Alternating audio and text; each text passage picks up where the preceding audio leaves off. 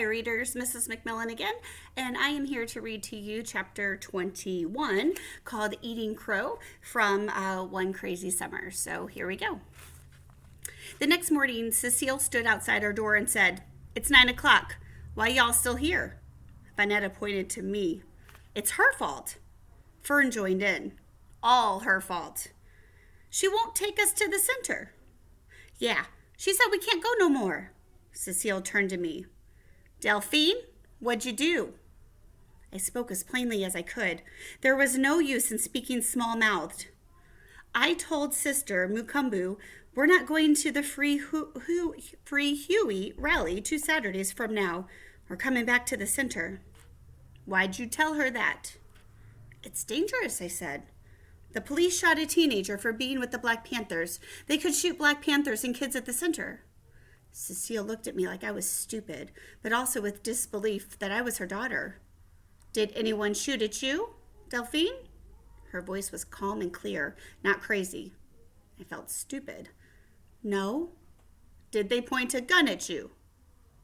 "No." "Did anyone put a gun in your hand?" "No."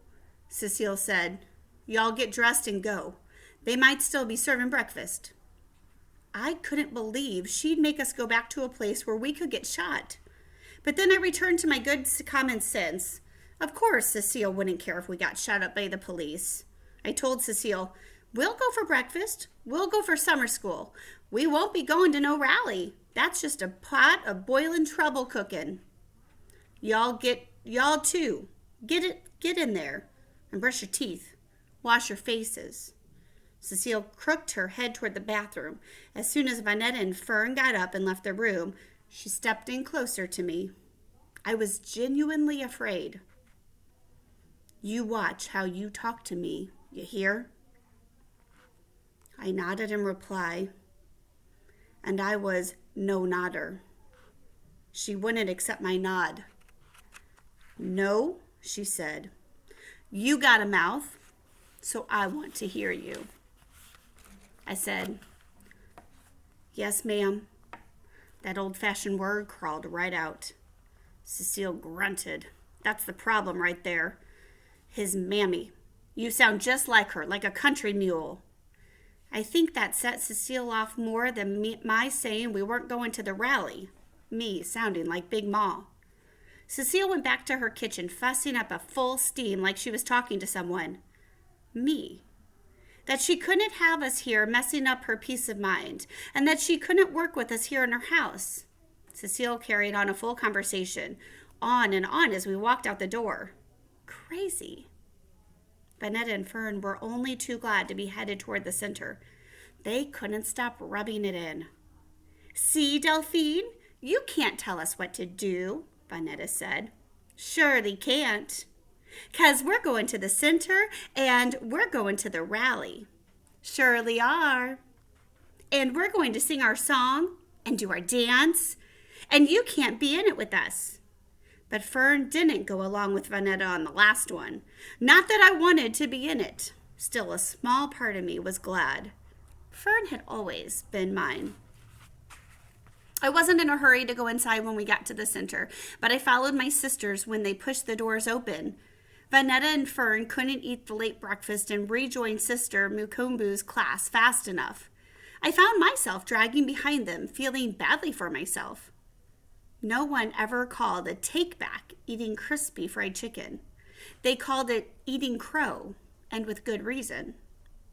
Not that I'd actually eaten a black crow, but with my words stuck in my throat and my eyes cast down, I knew what eating crow was.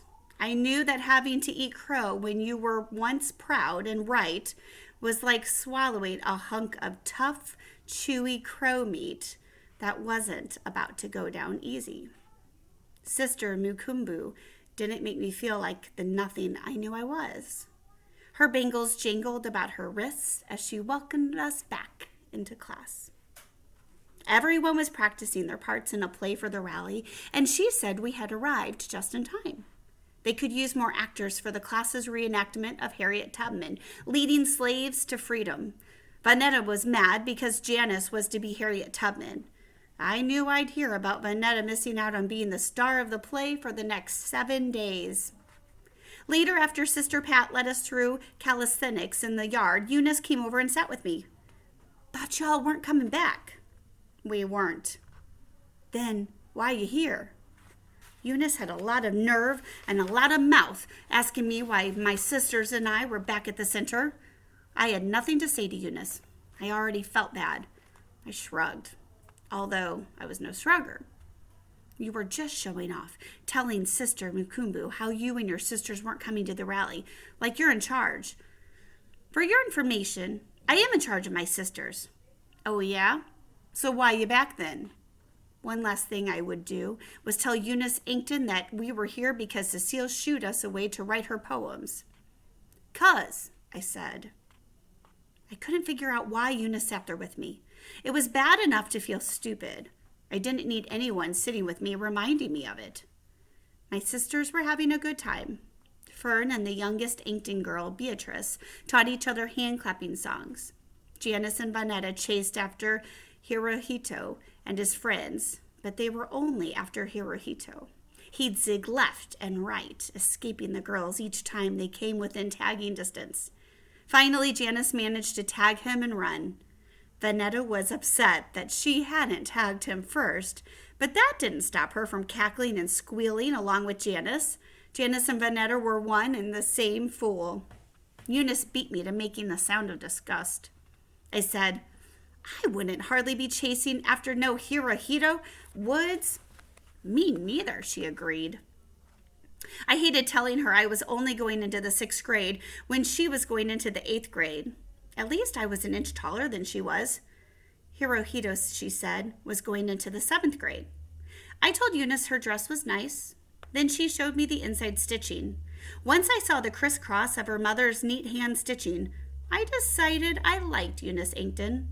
She wasn't the big girl who thought her clothes were better than mine, or the girl who sided with Hirohito Woods and made me feel ignorant for not knowing he was half-colored and half-Japanese.